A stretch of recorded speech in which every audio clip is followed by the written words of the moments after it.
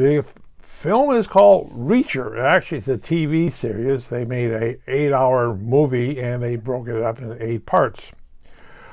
It's a good movie. It's an action movie. It deals in counterfeiting. They've tried to figure it out why and how, what it is. There's little plots all the way through. Counterfeiting. Okay. When I was an undergrad in graphic arts, I made one of these. A dollar bill? No, I made a $100 bill in graphic arts. First of all, I made my own paper, my own stock paper. I took a lot of cotton, it's cotton balls, add a little coloring to it, and I actually did a silk screen of it. And I made 100 sheets of this stuff. My own stock of that thing. And then I took a $100 bill like this, and I blew it up to triple the size. Instead of this size, I made it this size, this height. It was very, very detailed. Oh yeah, everything was in it. The inks were in there properly. The logos, you see these logos here, that was it. All the serial numbers are all like Z or XXXXX that thing. And instead of something like, I think Ben Franklin's on the $100 bill, Mickey Mouse got the face. Or was it Mad Magazine? But yeah, it was a very, very good detailed thing. $100 bill, all that thing.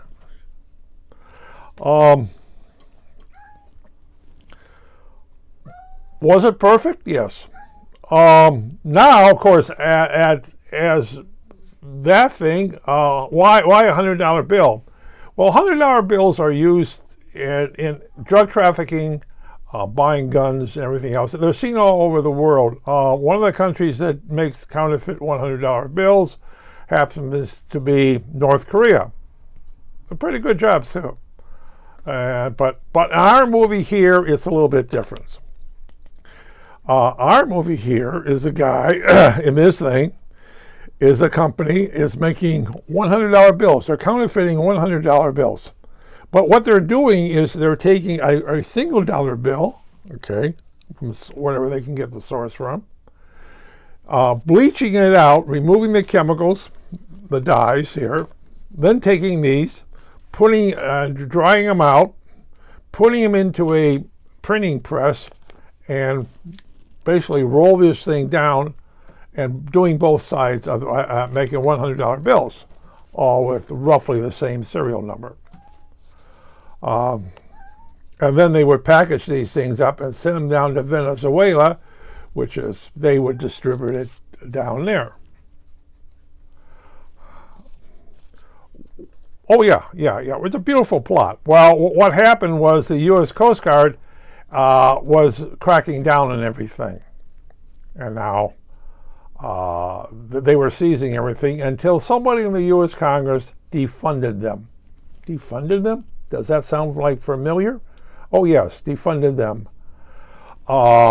The company that were making these phony things, what they were doing is one of their first operation was to go to a area, make $100 bills, and take their chemical waste and dump it into a river, which killed the whole river, brought in the EPA and everything else.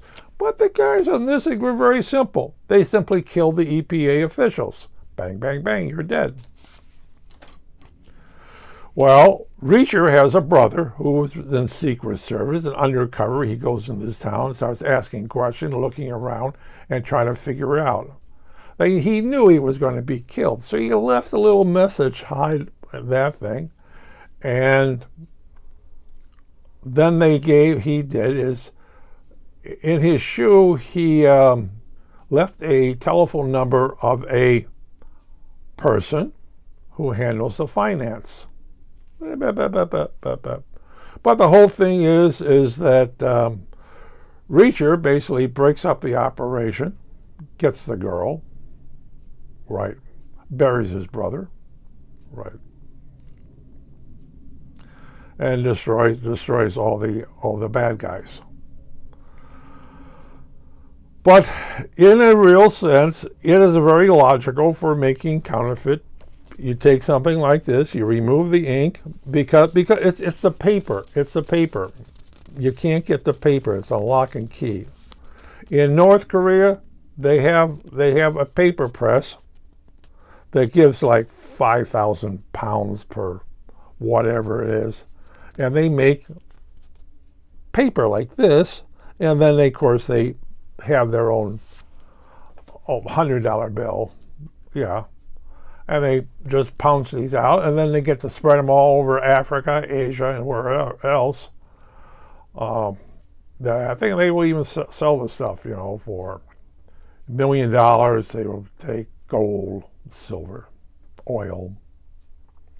But in a sense, they do have. That's the biggest problem. It's that thing. Of course, now everything has strips on it. But if you're dealing with people who don't know the difference about current $100 bill and the older $100 bill, then they have the strips on it and underwrite that, because counterfeiting has always been that way. As I said, I basically made a $100 bill that Mickey Mouse became famous. But it is a bad thing, counterfeiting. In the United States, there's counterfeiting coins. If you get a silver dollar from 1910 and you turn it into a silver dollar from 1850, that's worth a lot more money than the one from 1910. I always love why we just discovered 10,000 silver coins, dollars, and that thing, and we were willing to sell it for you. Really? You sure you didn't mint them tomorrow or yesterday? Tomorrow. Well, the way to tell that is to find out when they were minted was isotopes. Anything created after 1945 has isotopes in it. Yeah, the first atomic bomb and all the other detonations, they have isotope. Anything before 1945 doesn't have these isotopes in it. Of course, you really have to be able to tell that stuff. So you got a piece of furniture from 19 or 18 or 17, that thing. All you have to do is find out, drill a little hole in it, and pull out and see if there's isotopes in it. Strontium-90, is that this? Yeah. But yeah, it's a big problem. It's a big problem on counterfeiting. Now, of course, when the Xerox machines came out, people were taking things like this and basically Xeroxing these things and using just plain paper. And they would do is they would Xerox them, say $5 or $10, and then they would feed them into a machine. Say a $5 bill, and feed it into a candy machine, and just the thing would, give out coins, or anything that would give out coins. Laundry mats were great targets for counterfeit bills. By you send your $5 bill or $10 bill inside, and you get all this coins out. Until they actually got that thing. Same thing with quarters. Quarters were a great thing for stamping out and using them in vending machines. And of course, it really is. You can either use a blank or now they're a little bit more sophisticated. Vending machines now have this little laser, and they have a little weight, and they smell coins. So it's harder to do things. But if you get caught passing this stuff, it's 20 years. You might make a few dollars, but they eventually find you. And with cameras in stores, they literally will see you pass a phony bill. They will simply check all that is. And of course, stores are bigger denominations. They use a little pen. But people still try to do it, and they get away with it for a while, and then they go away for 20 years. Yes. And $100 bills, I wouldn't pass a $100 bill to a drug dealer because they get really pissed off at the thing. And drug dealers usually have a muscle behind them, and they will whack you without even reason. That's a lot of whacking is going on in major cities because there's a big drug trafficking. Chicago has something like $20 billion drug trafficking going on. You can make a lot of money dealing in drugs, so you screw up someone's life. But why are there random killings? A form of a terrorism.